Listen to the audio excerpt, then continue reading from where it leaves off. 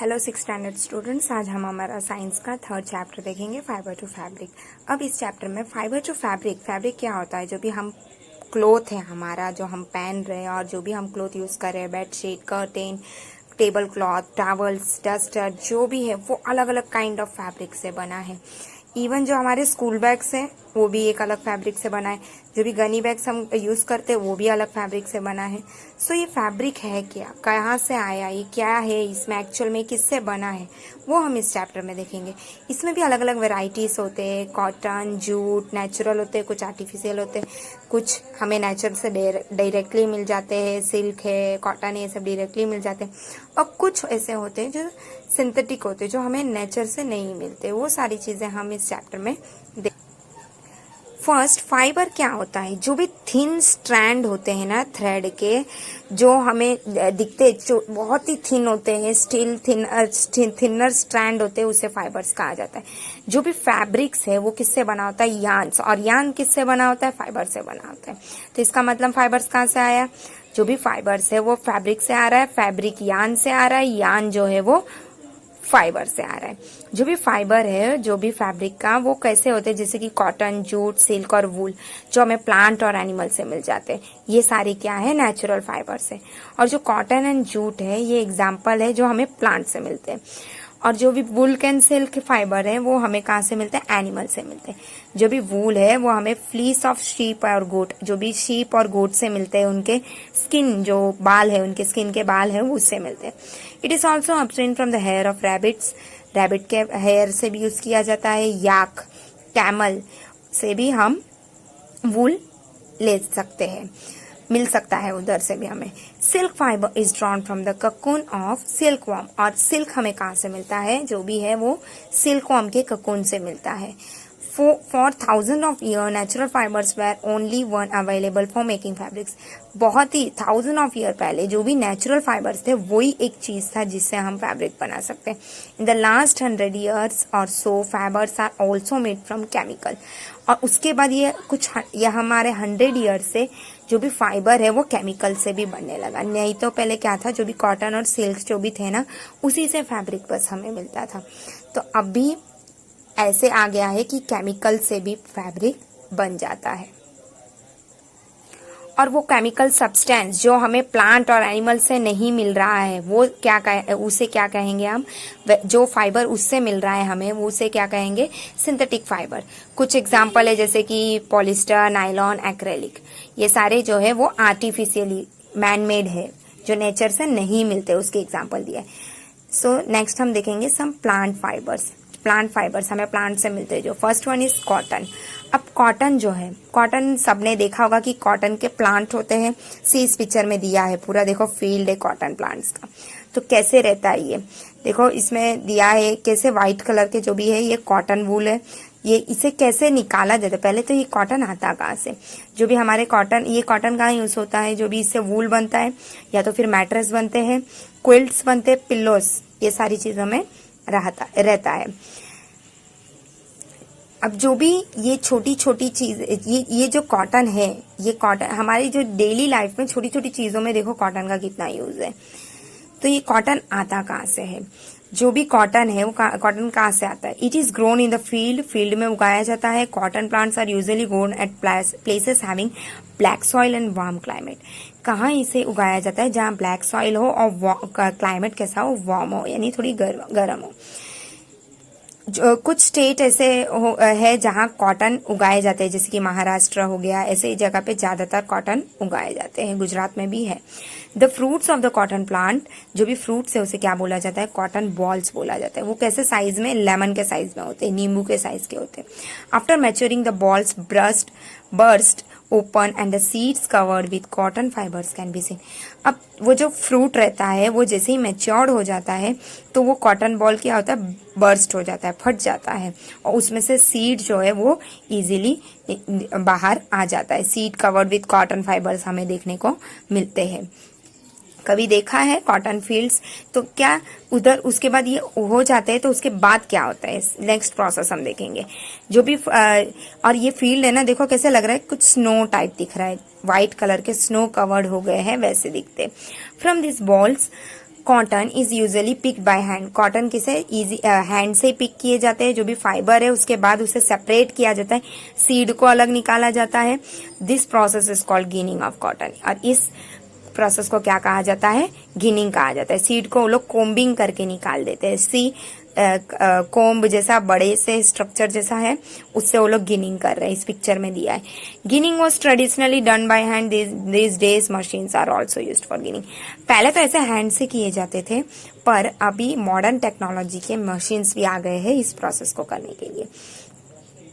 Next is jute.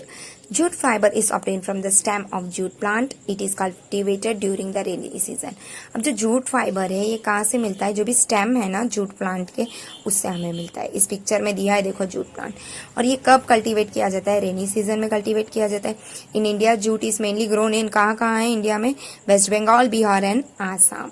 और जो ये जूट प्लांट है वो नॉर्मली हार्वेस्ट होता है जब इसकी फ्लावरिंग स्टेज होती है ना, तभी इसे हार्वेस्ट किया जाता है। जो भी स्टेम है उसे हार्वेस्ट करके क्या किया जाता है? इसे वाटर में इमर्स मतलब वाटर में भिगा के कुछ दिन के लिए रख दिया जाता है। और जो stem rot and fibres are separated by hand.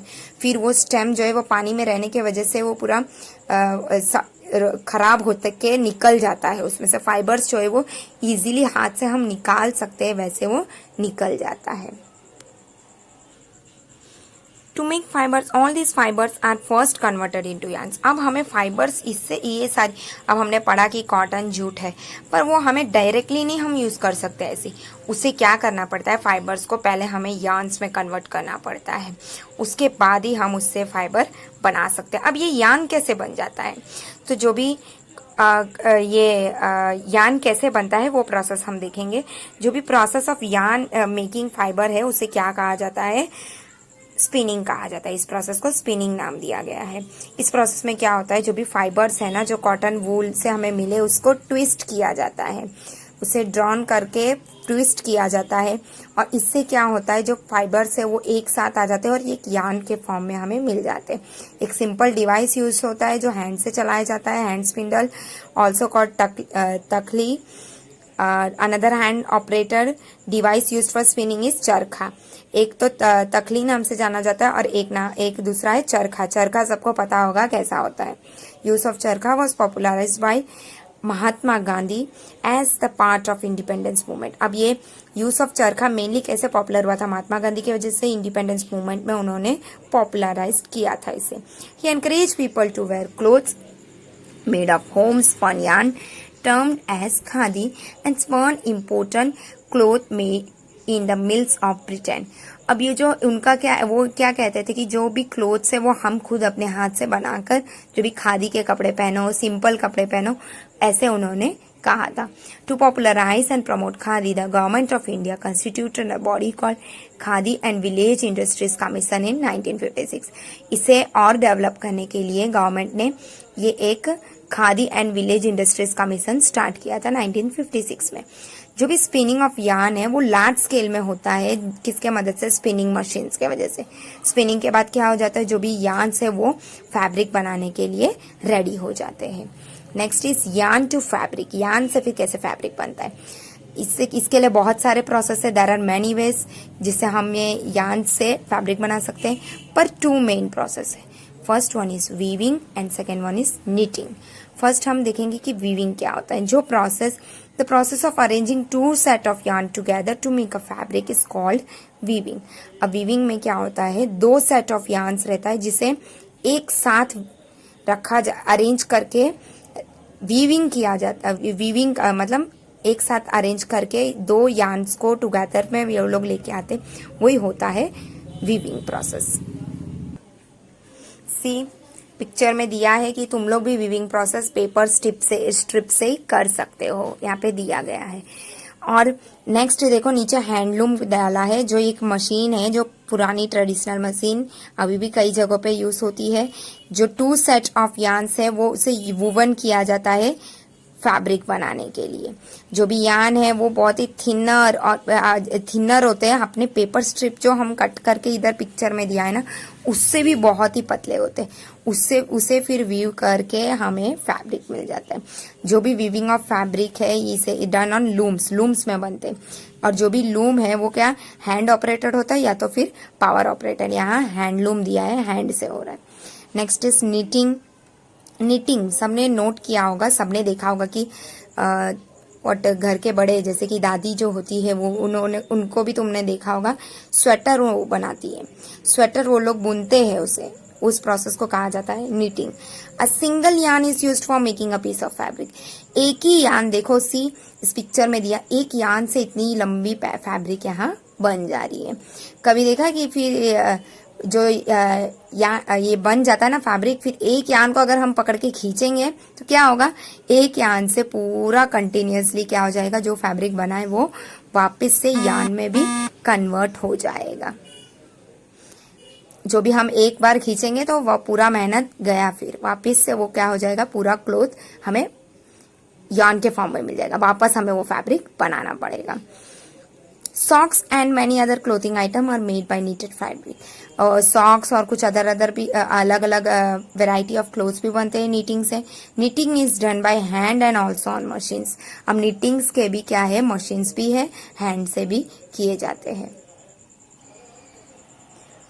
Weaving and knitting are used for making different kind of fabric. These fabric are used for variety of clothing item. अब weaving और knitting क्या है, अलग अलग different kind of fabric को use से बन जाती है, यूज हो जाती है, और उस fabric से फिर अलग अलग variety of clothing items हमें मिलते हैं। जैसे कि अभी हम कॉटन क्लोथ्स अलग होता है, सिल्क क्लोथ अलग होता है, वुलन क्लोथ अलग होता है, तो ये सारी चीजें हमें वीविंग और नीटिंग प्रोसेस से इजीली मिल जाए, और भी अलग अलग प्रोसेस है और हमें इजीली मिल जाती है इससे। Next is history of clothing material. अब क्या है हिस्ट्री क्लोथिंग मटेरियल का? Have you ever wonder what material people used in ancient time for clothes? कभी सोचा है कि पहले जब क्लोथ्स ने इन्वेंट नहीं होते तब एंशिएंट के लोग क्या करते थे, क्या पहनते थे? मतलब it appears that in those time people used to bark and big leaves of the trees and animal skins and furs to cover themselves. अब पहले के टाइम पे वो लोग क्या करते थे, जो भी बार्क होता था, मतलब जो भी खाल होती थी ना ट्रीज के, वो और बड़ी बड़े पत्ते जो भी थे ट्रीज के, वो उसे यूज करते थे, और एनिमल स्किन्स को और एनिमल के जो फर्स थे ना उसे यूज करते थे अपने आप को कवर करने के लिए। After people began to settle in agriculture communities, they learned to weave twigs and grass into mats, and the basket vines, animal feeds or hair were twisted together into long strands. फिर धीरे धीरे वो लोग agriculture community में settle हुए। वो लोग ने सीखा कैसे वीव करेंगे, कैसे बुनेंगे हम, कैसे ट्विग्स और ग्रास को भी वो लोग मैट में बना कन्वर्ट कर देते थे, बास्केट बनाते थे। एनिमल फ्लीस को और जो भी हेयर था उसको भी वो लोग ट्विस्ट करके एक लंबे स्ट्रैंड बना देते थे। ये सारी चीजें वो सीखने के बाद डेवलप हुए। These were woven into fabrics. The early Indians wore fabric made out of cotton that grew in the region near Ganga. अब पहले के इंडियंस जो भी फैब्रिक पहनते थे जो कॉटन से बनता था, जो कहाँ पाया जाता था, जो भी गंगा रिवर का नियर बाय रीजन है वहां पाया जाता था। Flax is also important part that give a natural fibre. एक और इम्पोर्टेंट पार्ट है जो फ्लैक्स कहा जाता है, जो हमें प्लांट से मिलता है natural fibre. In Egypt cotton as well as flax were cultivated near the river Nile and were used for making fabrics. Egypt में जो भी नाइल रिवर है वहाँ फ्लैक्स और कॉटन कल्टीवेट किया जाता है, उगाया जाता है, जिससे वो फैब्रिक बनाते। In those days stitching are not known. पहले के टाइम पे स्टिचिंग नहीं था, तो पीपल जो थे वो सिंपली क्या करते थे, जो फैब्रिक बनता था ना उसे ड्रैप कर देते थे, लपेट लेते थे उनके different kind of body parts में। Many different way of draping fabric are used. उसमें भी वो लोग वैरायटी रखे थे अलग अलग, कैसे ड्रैपिंग के भी अलग अलग स्टाइल्स थे उनके। With the invention of the sewing needle, people started stitching fabric to make clothes. Stitch clothes have gone through many varieties since this invention. फिर धीरे धीरे सीविंग नीडल का इन्वेंशन हुआ, पीपल ने स्टार्ट किया स्टिचिंग, धीरे धीरे उनको स्टिचिंग भी आ गई, तो उससे वो लोग ने फिर डेवलप हुए, और आज भी चलते आ रही है। वैरायटी ऑफ क्लोथ्स, अलग अलग इन्वेंशन हो रहे हैं, अलग अलग clothes, but it is not amazing that even today sari, dhoti, lungi और turban is used as an unstitch piece of fabric. पर आज भी कुछ चीजें जो अनस्टिच, जिसे बिना सिले भी हम पहन सकते, साड़ी हो गया, धोती हो गया, टर्बन हो गया, लुंगी हो गया, ये सारी चीजें जो है वो अनस्टिच फैब्रिक में ही है। Just as the large variety in the food eaten all over the country, a large variety exists also in fabrics and clothing item. जैसे अलग अलग लोग अलग अलग फूड खाते हैं, वैसे अलग अलग लोग अलग अलग कपड़े भी पहनते हैं पूरे वर्ल्ड में, पूरे कंट्री में। सी यहाँ पे प्रोसेस दिया है, कॉटन बॉल्स, यहाँ पे एक फ्लो चार्ट फॉर्म में दिया है। कॉटन बॉल्स, फिर गिनिंग होता है, फिर फाइबर होता है, फिर स्पिनिंग, फिर yarn बनते हैं, उसके बाद निटिंग और वीविंग प्रोसेस से क्या बन जाता है, फैब्रिक बन जाता है, रेडी हो जाता है। सो फैब्रिक कैसे रेडी होता है हम इस चैप्टर में देख लिए। यहाँ हमारा चैप्टर खत्म हुआ। Thank you.